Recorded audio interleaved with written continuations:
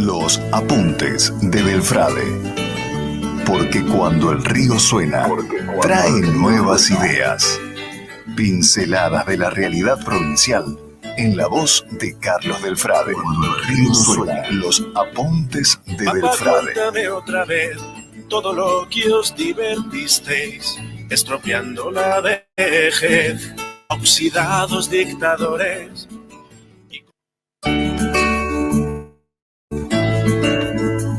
10:34 y ya estamos en comunicación con mi querido colega y amigo Carlos Belfrade para hablar de los apuntes de la política provincial. Buenos días, Carlos, ¿cómo estás? Hola, Germán, un gustazo hablar con vos. ¿Cómo andás? Para mí también, como siempre, bien, acá tratando de despuntar un poquito la política provincial que se ha puesto en formato show, ¿no? Sí, lamentablemente han adelantado la contienda electoral, los dos bloques mayoritarios, tanto el Frente Progresista Cívico-Social, que durante todo el año pasado se negó a recibir al ministro de Seguridad Saín por miedo de que se desataran algunas informaciones vinculadas a cuestiones sombrías durante aquella gestión, y por el otro lado el peronismo, que termina generando también una serie de sobreactuaciones de susceptibilidades y terminó produciéndose esta tristeza grande que tenemos los otros sectores políticos, los que lamentablemente estamos subordinados a la dictadura que imponen la mayoría de estos bloques, en donde vemos que el dolor de nuestro pueblo, lo que está pasando con los asesinatos, no por el número, sino porque la calidad de esos asesinatos hoy son totalmente diferentes. Chiquitas de 1 año que reciben 6 balazos, como el caso de Daira, una chiquita de 13 años que muere asesinada porque ya hay órdenes de adentro de las cárceles de Alvarado, del Guille Cantero, de Brandon Bay, ese tipo que tiene tanta influencia ahí en San Lorenzo, que manda a tirar contra los pibes. Eso es lo que ha cambiado dramáticamente la situación, porque insisto, el número de homicidios es la mitad de los que tuvimos en enero del año 2020, pero nuestra gente necesita explicaciones, y eso era lo que había que hacer desde la política para recibirlos ahí. Todo el mundo se puso en modo elecciones y se llegó a esta estupidez cínica de que no haya explicaciones sobre lo que está pasando. Así que eso, ojalá que la semana que viene tenga otro capítulo, que también va a tener un capítulo estúpido, porque en lugar de recibirse en el recinto se va a ir al bloque del PJ. La verdad que no tiene sentido. Es toda la legislatura, es toda la provincia, es toda la gente, sea lo que sea, es indispensable. La verdad que un capítulo horrible, pero que tiene que ver sobre los partidos mayoritarios. Los partidos mayoritarios. Gente que tiene adentro que es muy buena, muy lúcida, pero que de pronto, puestos ya en la elección en 2021, desprecian a la gente, se ponen primero por susceptibilidad y por ego a lo que pasa colectivamente. Primer apunte. Segundo apunte. ¿Viste los allanamientos en las casas de la Rauri, Germán? Sí, en el marco de la causa de juego clandestino. Eso tiene mucho que ver con lo que ha pasado en la zona de San Lorenzo, especialmente en la zona del frigorífico Ardiol, legendaria esquina prácticamente de cruce de ruta allí a la salida o a la entrada de Puerto San Martín, de acuerdo a cómo te ubiques. Eso tiene mucha relación con las contabilidades de los frigoríficos, y especialmente con las contabilidades de los frigoríficos en nuestra zona. Cuando digo nuestra zona, hablo de Puerto San Martín hasta Villa Gobernador Galvez. Porque los frigoríficos en los últimos 20 años siempre tuvieron una doble o triple contabilidad, lo mismo que pasaba en la década del 30. Ajá. Y eso siempre ha generado entonces una ruta ideal para lavar dinero. Porque al tener una doble o triple contabilidad, empresas muy fuertes generan que en esas triples contabilidades aparezcan dinero de procedencia rarísima, extraña, claro, como puede ser, en este caso, el juego clandestino. Así que aparezca la Raudi no es casualidad, forma parte de una matriz que incluye a la Raudi, por ser empresario frigorífico. Esto es muy importante tenerlo en cuenta. Pero que también, sí, digo, puede ser la punta del ovillo para. Una vez se conoce, ¿no? Para muestra hace falta un botón, también empieza a poder pensar, bueno, ¿qué pasará en los otros frigoríficos, no? No, seguro. Aparte estamos hablando de grandes frigoríficos, especialmente aquellos que alguna vez tuvieron la famosa cuota Hilton. Claro. Vos eras muy pibe, Germán, pero conocés mucho porque estudias mucho, sos uno de los que más estudia por lejos en Argentina, pero vos conocés muy bien que la cuota Hilton, que tiene que ver con la exportación que tienen algunos frigoríficos, generalmente lo tiene el frigorífico Swift, y los demás, con suerte, pueden llegar a rasguñar algo. Pero en nuestra zona, en la zona de Puerto San Martín, de San Lorenzo, de Rosario, los frigoríficos llegaron a tener cuotas Hilton y eso también le generaba un movimiento de dinero que generalmente no era controlado. Porque como suele pasar, las empresas, por su declaración jurada, dicen lo que entra y dicen lo que sale. Lo que nunca se sabe si es la verdad sobre lo que entra y lo que sale. Pasa con la cerealera, pasa con los frigoríficos. En ese territorio escabroso de las cuentas oficiales de las grandes empresas, es el territorio ideal para lavar dinero.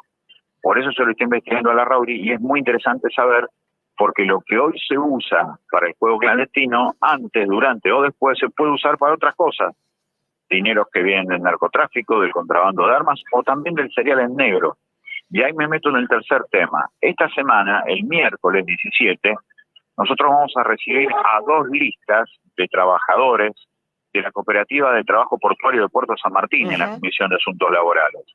Y allí también estas cuestiones tienen mucho que ver con esto, porque cuando Hermes Juárez quedó detenido por aquella causa que se había hecho como supuesto impulsor del narcotráfico, quedaba claro su relación con gente del grupo Nardelli de Vicentín, en donde a través del frigorífico Friar sacaban dinero, Juárez y Nardelli, a las Islas Vírgenes, un paraíso fiscal inglés, en donde, otra vez, fíjate vos, la ruta de ese lavado de dinero incluye a un frigorífico, incluye a una cooperativa portuaria, a empresas exportadoras, y ahí comenzás a darte cuenta, para la gente, que detrás de la Rauri, en realidad, lo que empieza a aparecer es la ruta de las grandes empresas que con triple contabilidades tienen la posibilidad de lavar dinero, el dinero venga de todo, de donde venga. Ese es el problema serio que tenemos. Así que el miércoles, capítulo muy especial, vamos a ver cómo Daniel Sorrequita se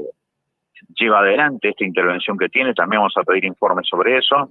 Y por último, 2 cuestiones que son para mí muy importantes. 17 de febrero vuelven las chicas y los chicos de 7º grado y de 5º año a las escuelas. ¿Cómo vuelven? ¿Cómo están las escuelas? ¿Es presencialidad sin tener en cuenta la cuestión sanitaria? Es un tema para discutir y mucho, porque el PRO, el partido del macrismo, ha llevado adelante la idea de volver sí o sí a las escuelas. En este concepto, la Argentina hoy es uno de los países con más muertos por pandemia, ya superamos los 50.000. ¿Por qué volver así? Son temas para pensar. Sí, hoy vamos a estar charlando con trabajadores de la educación de aquí de la ciudad, que es una voz que ha quedado un poco relegada, ¿no?, en esta discusión.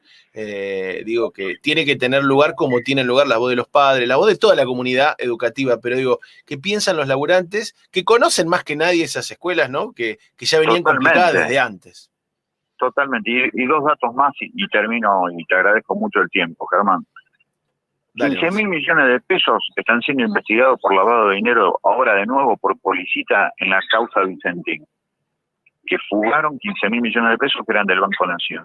Es impresionante la cifra. Se está investigando ahora. Otro enorme defalco al Banco Nación. Eso que nosotros siempre decimos en soledad. 791 millones de dólares se tragaron entre agosto del 2019 y enero de 2020. Ahora empieza a aparecer en la investigación de Policita por lavado de dinero. Y el otro lunes, el 22 de febrero, la gran posibilidad. ¿Recuperamos la hidrovía y los puertos argentinos para los argentinos o seguirá siendo el negocio de los extranjeros? Ojalá que los sectores políticos mayoritarios, tan propensos a discutir con la superficialidad de un charco, discutan en serio de quiénes son los puertos y de quién es la hidrovía. La semana que viene, Carlos, vamos a estar charlando profundamente del tema, porque efectivamente, como vos decís, es uno de los temas centrales y que hace a todo esto, ¿no? Hace a ponernos en la ruta de un gran caudal de riqueza, de contabilidades dobles o triples, de ocultamiento al Estado, digo, y todo lo que eso va generando. Digo, no es que es solamente un problema comercial el de la hidrovía, sino que tiene muchas aristas y seguramente el sábado que viene vamos a charlar en profundidad de eso. Un abrazo, Germán, gracias por todo. Un abrazo para vos, Carlos, gracias como siempre por esta brillante columna y nos volvemos a encontrar la semana que viene. Nos vemos, chau, Germán.